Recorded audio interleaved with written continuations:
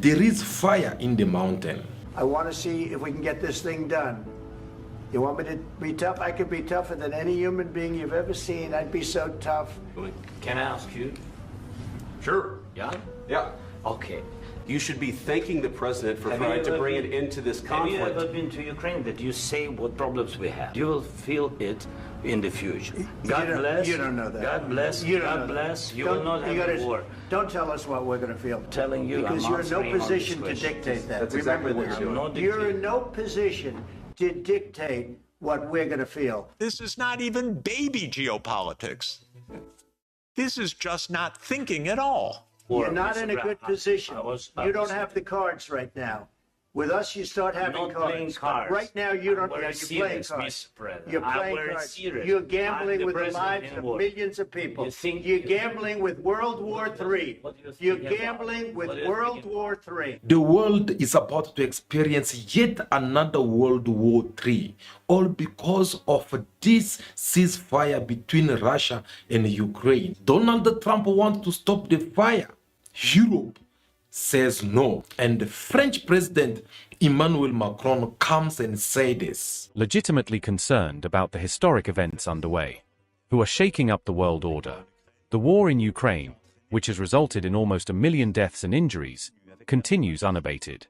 The United States of America, our ally, has changed its position on this war, is less supportive of Ukraine, and is casting doubt on what will happen next. At the same time, the same United States of America intends to impose tariffs on products from Europe. Last but not least, the world continues to become ever more brutal, and the threat of terrorism continues unabated. All in all, our prosperity and security have become more uncertain, and it has to be said that we are entering a new era. Sont devenues plus incertaines, et il faut bien le dire, nous rentrons dans une nouvelle ère. The war in Ukraine has now been going on for over 3 years. From day one, we decided to support Ukraine and sanction Russia. And rightly so, for it is not only the Ukrainian people who are courageously fighting for their freedom, but also our own security that is under threat. Indeed, if one country can invade its neighbor in Europe with impunity, then nobody can be sure of anything anymore. And it's the law of the strongest that applies. Et c'est la loi du plus fort qui s'applique, et la paix ne peut plus être garantie sur notre continent même. L'histoire nous l'a enseigné. Au-delà de l'Ukraine, la menace russe est là. And peace can no longer be guaranteed on our own continent.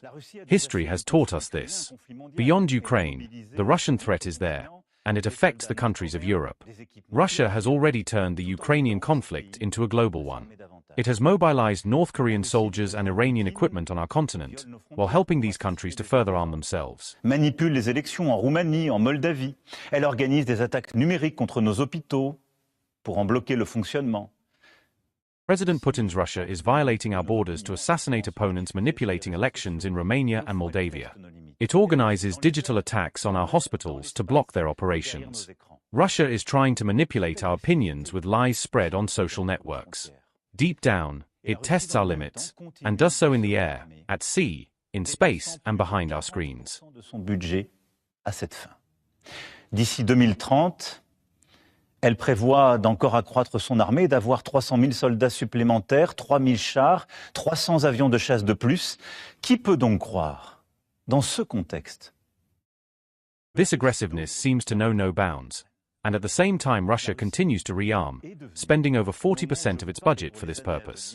By 2030, it plans to further expand its army, adding 300,000 soldiers, 3,000 tanks, and 300 fighter jets. In this context, who can believe that today's Russia will stop at Ukraine? Mais la situation que je vous décris est celle-là, et nous devons faire avec. But how did it get to this point? Well, in order for you to understand, let me take you to the beginning of everything.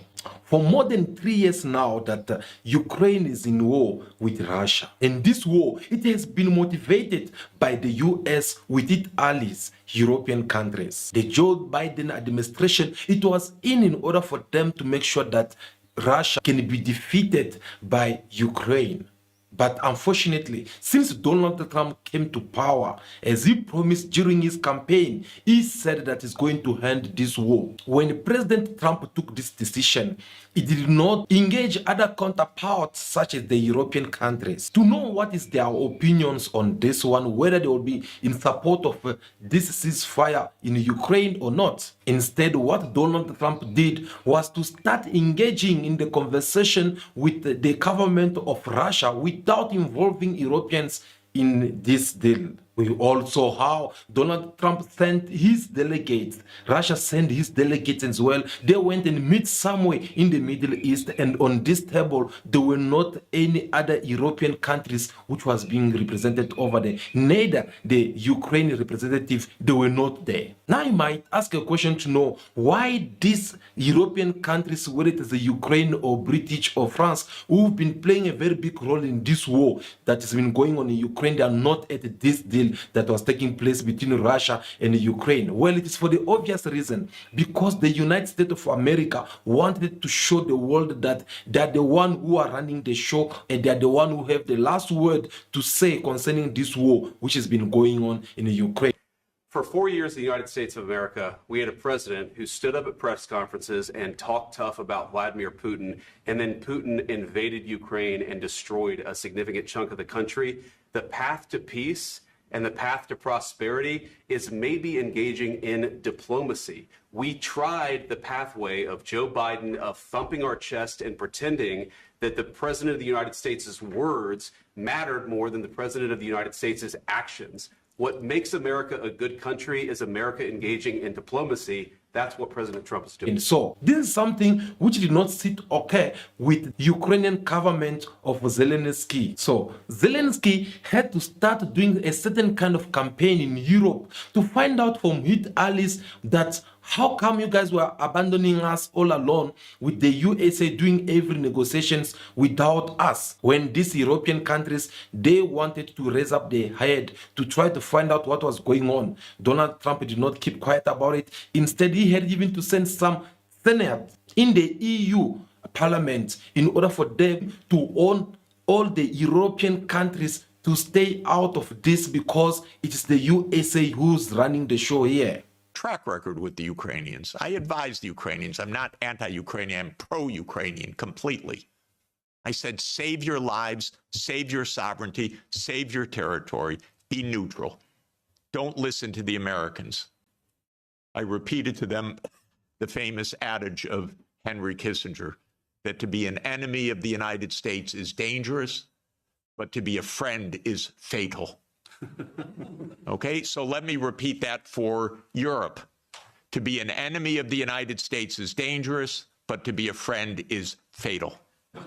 Trump does not want the losing hand. This is why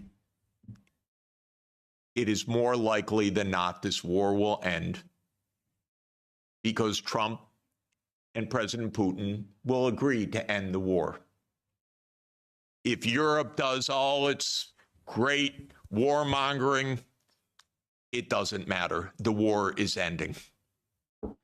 So get it out of your system. Please tell your colleagues. It's over. And it's over because Trump doesn't want to carry a loser. That's it. It's not some great morality. He doesn't want to carry a loser. This is a loser. The one that will be saved by the negotiations taking place right now is Ukraine. Second is Europe. Your stock market's rising in recent days by the horrible news of negotiations. I know this has been met with the sheer horror in these chambers, but this is the best news that you could get. Now, I encouraged, they don't listen to me, but I tried to reach out to some of the European leaders. Most don't want to hear anything from me at all. But I said, don't go to Kiev. Go to Moscow. Discuss with your counterparts. Are you kidding? You're Europe. your 450 million people, your $20 trillion economy. You should be the main economic trading partner of Russia. Its natural links.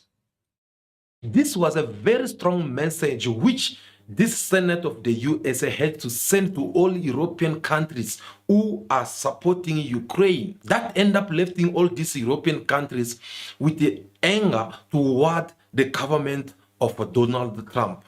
So before they get to react, they then decided to send French President Emmanuel Macron to go all the way to Donald Trump under his own invitation, because we all know that France, they have to play a very big role from all this. Now, Emmanuel Macron, when he was in the USA, he could not be able to open his mouth. Do you know why? Because he was right in front of his own master. He was not in front of his allies, but he had just to go there and listen to Donald Trump talking more than him as a guest in front of all medias.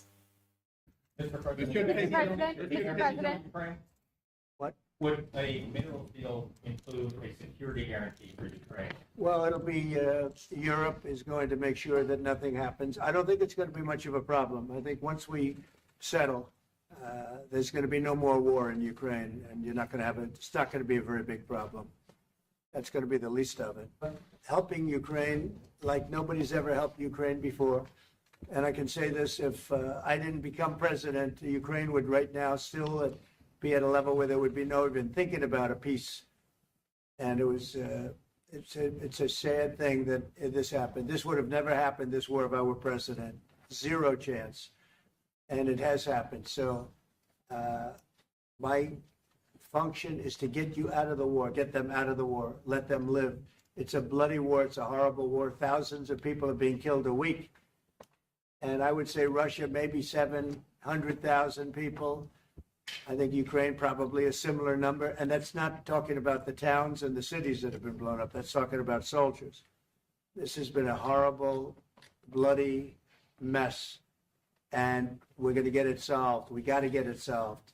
And, you know, we're not talking about America's soldiers, soldiers from this country. We're talking about Russia and Ukraine. But on a humanitarian basis, we have to get this very, very bloody, savage problem solved. And I will say this also, it could lead to World War III if it's not solved. You know, there'll be a point at which it's not going to stop at those two countries. Already there's such involvement from other countries. And it could really lead to a very big war, World War III. And we're not going to let that happen either. Oh, yes, indeed. It was Donald Trump who was running the show, because Emmanuel Macron could not be able to open his mouth, could not be able to even show his wings that he can fly. Instead, he was only there to repeat exactly what's being said by Donald Trump. He seemed to agree with Donald Trump in everything. But in his return, in Europe continent, Emmanuel Macron seemed not to be the same man whom we saw inside the White House. Do you know why? Because this time, this man have to go and try to visit different European countries who are involved in this mafias that's been going on in Ukraine. And they had to go and meet this time in UK, where they had a meeting which seemed to be very different to the one that they had with Donald Trump. In the UK, we saw the British Prime Minister who have to come and explain us that Ukraine, they will receive all the necessary help more than ever. This is a watershed moment for Europe. And Ukraine, as part of our European family, it's also a watershed moment for Ukraine. Europe faces a clear and present danger. And therefore, Europe has to be able to protect itself, to defend itself, as we have to put Ukraine in a position to protect itself and to push for lasting and just peace. We want a peace through strength. And this is the reason why I present today to the leaders the Rearm Europe plan. Rearm Europe plan provides up to 800 billion euros for defense investment. It gives the member states fiscal space to invest in defense. It gives the member states possibility to invest in the Ukrainian defense industry or to procure military capabilities that go right away to Ukraine. So it is to the benefit of rearming Europe, rearming the European Union, but also arming Ukraine in its existential fight for its sovereignty and territorial integrity. What a contradiction between Donald Trump in behalf of the US and the European leaders. They don't seem to be speaking the same language anymore. Donald Trump wants to stop the war which has been going in Ukraine because he knows very well that this is a very big business for most of these countries, which end up making the USA to spend a lot of billions of money. We're talking about more than 350 billion US dollar, which they have spent so far by the USA. On the other side, the European countries, which are all combined together, they only spend less than 120 billion US dollar. And this money, they are already getting it refunded through the Russian asset which they have seized. This war costed all of us a lot of money. And this is the responsibility of Russia because the aggressor is Russia. Should the US be compensated? So at the end of the day, this frozen asset should be part of the negotiation, all in all. Will France support the US being compensated? I support the idea to have Ukraine first being compensated because they are the ones to have lose a lot of their fellow citizens and being destroyed by these attacks. Second, all of those who paid for could be compensated, but not by Ukraine, by Russia, because they were the one to aggress. Again, just so you understand, Europe is loaning the money to Ukraine. They get their money back. No, in fact, to be frank, we paid 60% of the total effort, and it was through, like the US, loans, guarantee, grants, and we provided real money. To be clear, we have 230 billion frozen assets in Europe, Russian assets, but this is not as a collateral of a loan because this is not our belonging. So they are frozen. If at the end of the day, in the negotiation we will have with Russia, they're ready to give it to us, super. It will be loan at the end of the day, and Russia will have paid for that. If you believe that, it's okay with me. Mr. President. If they get their money back, we don't, and now we do. So it is one of the reasons which motivate Donald Trump to understand that actually these people that are benefiting a lot in whatsoever small amount that they are busy investing in Ukraine. On the other side, the USA is not benefiting anything. Like I said it before in my videos, that the difference between the Ukraine war and the Africa continent, it is that Ukraine does not have much to offer to all these Western countries, whether it's the USA or whether it is its allies. Ukraine, they had nothing to offer the USA. But if it was an African country, by this time I believe the USA, they will have win even more money out of all the conflicts that they will be busy investing. So now that Donald Trump wants to stop this war, on the other side, the European countries, they say no. And they are giving their own reasons. According to the speech of Emmanuel Macron, he says that Russia, it is indeed a big threat for all the European countries. Russia has become, as I speak and for years to come, a threat to France and Europe. I deeply regret this, and I am convinced that in the long term, peace will come to our continent with a Russia that is once again at peace. But the situation I'm describing is just that, and we have to deal with it. So, in this world of danger, to remain a spectator would be madness. Without further delay, we must take decisions for Ukraine. C'est pour cela que le chemin qui mène à la paix ne peut pas passer par l'abandon de l'Ukraine. Bien au contraire. La paix ne peut pas être conclue à n'importe quel prix. For the security of the French and for the security of Europeans. Ukraine first. All peace-building initiatives are a step in the right direction. And tonight I want to salute them. We must continue to help the Ukrainians resist until they can negotiate with Russia a solid peace for themselves and for us all. That's why the road to peace cannot pass through the abandonment of Ukraine. Quite the contrary. Peace cannot be achieved at any price and under Russian diktat. Peace cannot be Ukraine's capitulation. And good things about everything is when you have to acknowledge on how the economy of Russia and the army of Russia, it has even grown up more than ever. So here we are having now the Europeans with Emmanuel Macron, who are giving their own reasons, saying that no, Russia is a very big threat to their democracy because of whatsoever it's been happening over there is going to affect them.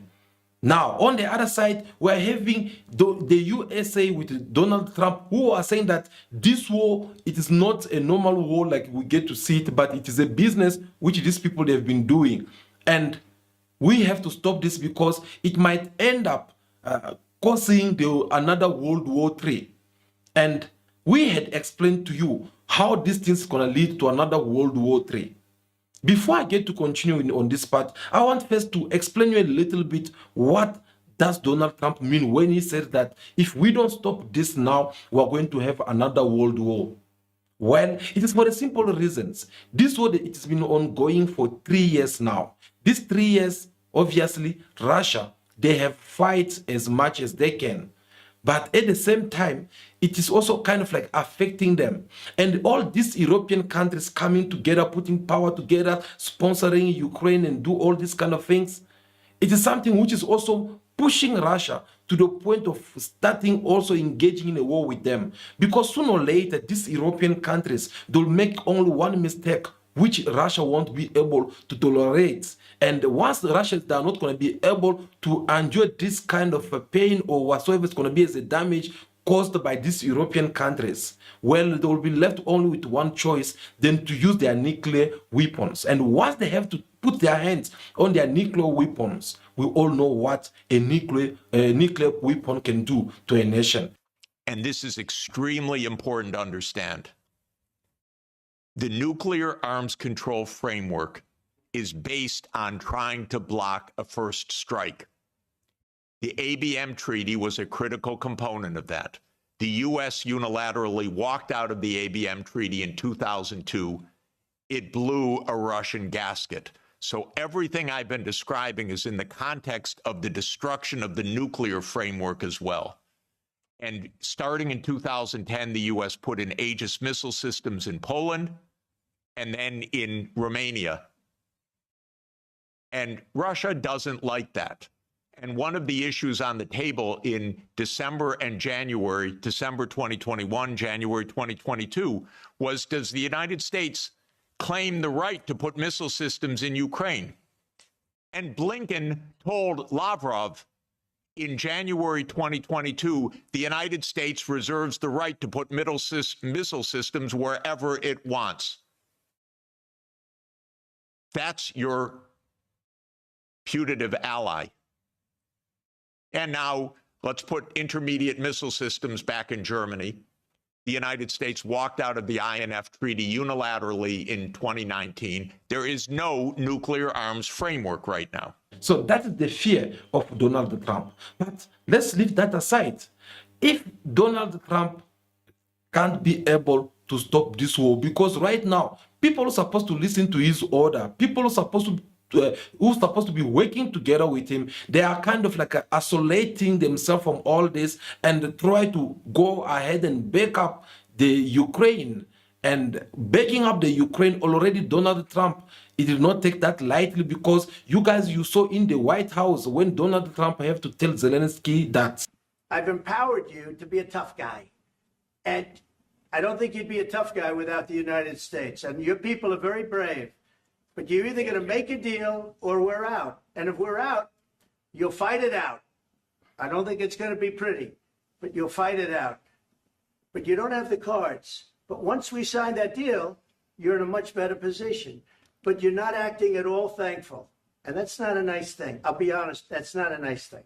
oh yes, Donald Trump, as we are talking right now, if it was not because of the letter which Zelensky have sent him yesterday, just before he speak to the House. Earlier today, I received an important letter from President Zelensky of Ukraine.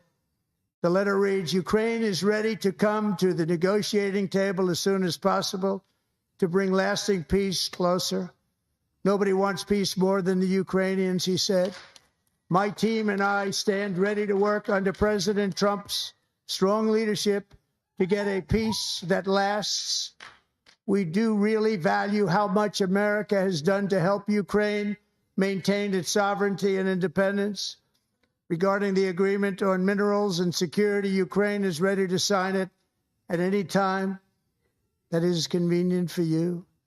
I appreciate that he sent this letter, just got it a little while ago. Well, Donald Trump was ready to cut the fundings for Ukraine, and we all know the consequences of that, because once that funding is being cut, of course, Ukraine won't last that longer. And that's the truth, that whether it is the Europeans, whether it is everyone around the world, they know about that. Ukraine can't last that long against Russia.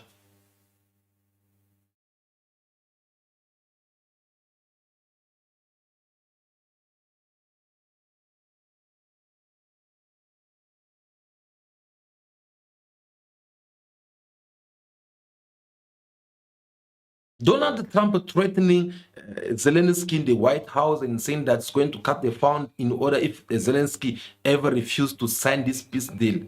Well, it seemed like it's something which did not also sit okay with the Europeans. So now they kind of like putting everything together in order for them to go ahead and help Zelensky in order for him to defend himself against Russia. Without the USA, of course, because even Emmanuel Macron, in his speech, he also repeat the same thing, that we need to learn on how to defend ourselves without the USA. That's a very strong message over there. They are kind of like turning their back against their allies, which is the USA, in all this. Okay, that's not none of my business. But what will happen if it is that the USA wanting to stop this war, yet Zelensky with the European countries, they don't want to stop this war? What will happen? Because when you listen to Emmanuel Macron, he's saying that no, Russia with President Vladimir Putin, they end up making a very big mistake from the moment when they decided to bring other troops or to involve other countries around the world, such as North Korea with their troops and Iran's weapons in Europe continent. For him, he believed that Vladimir Putin is supposed not to do that. That already, it is a Cold War 3, which it had started already. Russia has already turned the Ukrainian conflict into a global one. It has mobilized North Korean soldiers and Iranian equipment on our continent, while helping these countries to further arm themselves. Manipule les élections en Roumanie, en Moldavie. Elle organise des attaques numériques contre nos hôpitaux pour en bloquer le fonctionnement. President Putin's Russia is violating our borders to assassinate opponents, manipulating elections in Romania and Moldavia. It organizes digital attacks on our hospitals to block their operations. Russia is trying to manipulate our opinions with lies spread on social networks. Deep down, it tests our limits, and does so in the air, at sea, in space, and behind our screens. The presence of these foreigner troops of Iran and North Korea, it is something which is putting all these European countries uncomfortable. So it is for that reason now they don't even want to listen to Donald Trump anymore. And for the fact that they don't want to listen to Donald Trump anymore, which means they want to do things on their own way. Now, them choosing to do things on their own way, do you have an idea what will be the outcome? Because at the end of the day, they'll end up attacking Russia, and Russia will have to attack them. And by then, the USA are out that will stand with the Europeans anymore. They'll do everything in order for them to side up with Russia, because they know that if they have to stand up with the European countries, well, the world is going to even end up escalating from one nation to another nation, and the whole world is going to be in a very big mess. And that's the big fear which Donald Trump and the Europeans, they need to avoid right now. Now, what is my take in this, guys?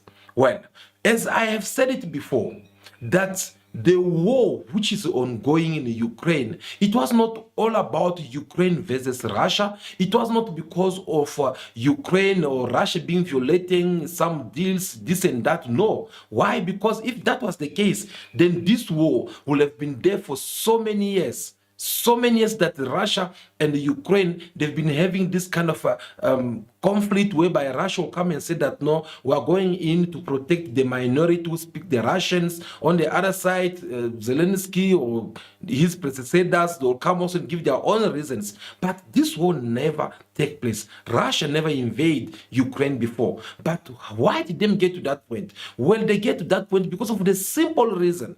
The simple reason is that the USA got influenced by Europeans who wanted to challenge the leadership of the Republic of Russia by them coming to the NATO and telling the USA that it's going to be a good idea for us to go ahead and take Ukraine and place our NATO military troops over there, or should I say NATO military base.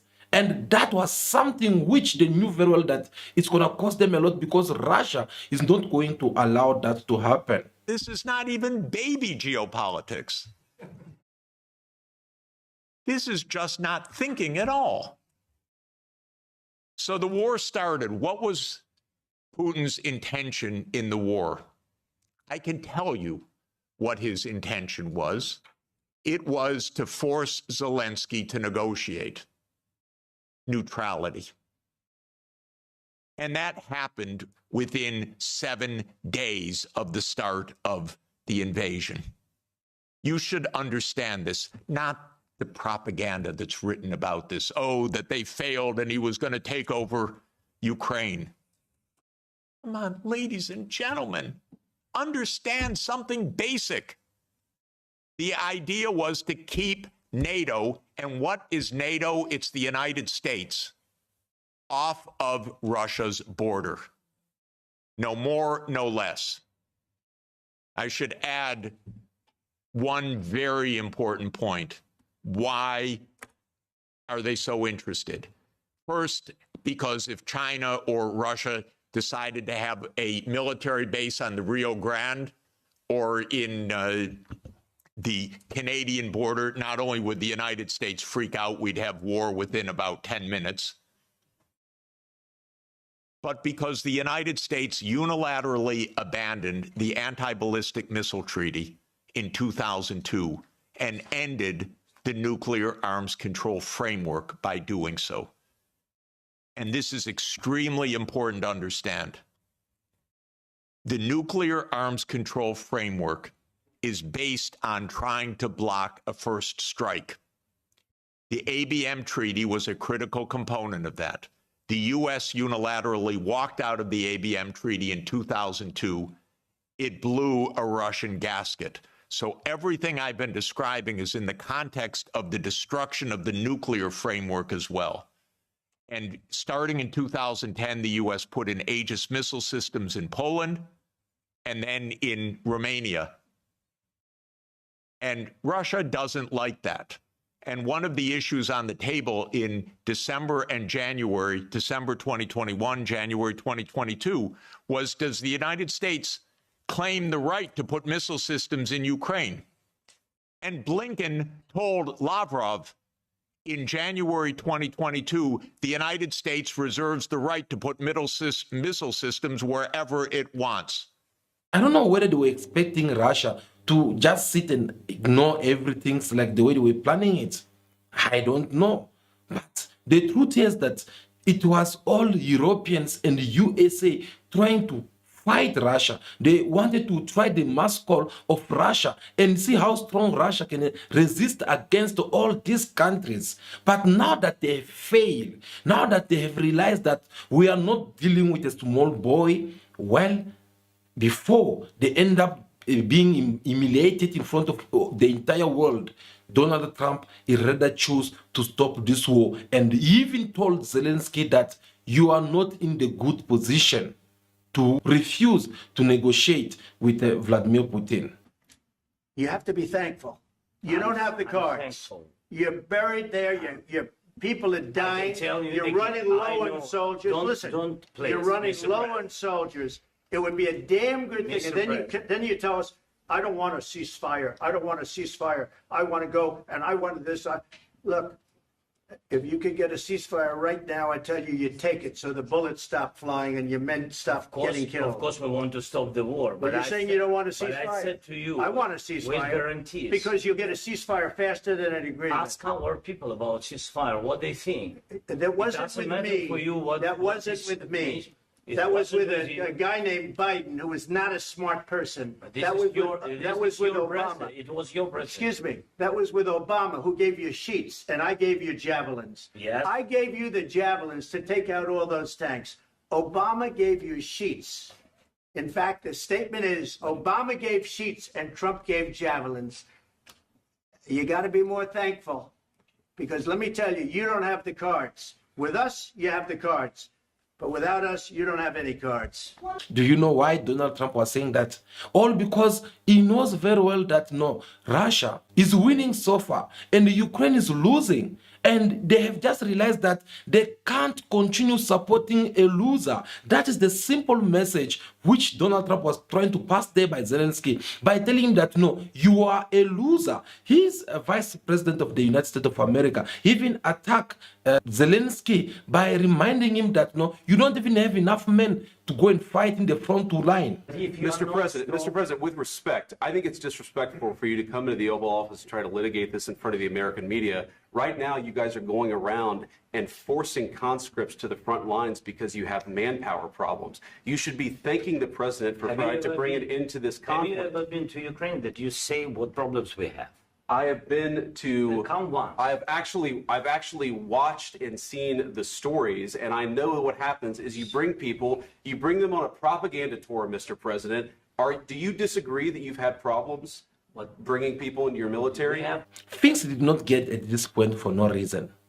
Things get at this point because obviously Donald Trump has also people who are supporting the president of Ukraine by telling him that no, as you are going to the United States of America, once you are talking to Donald Trump, don't let him fool you. You got our support. Don't listen to his proposal of a peace deal.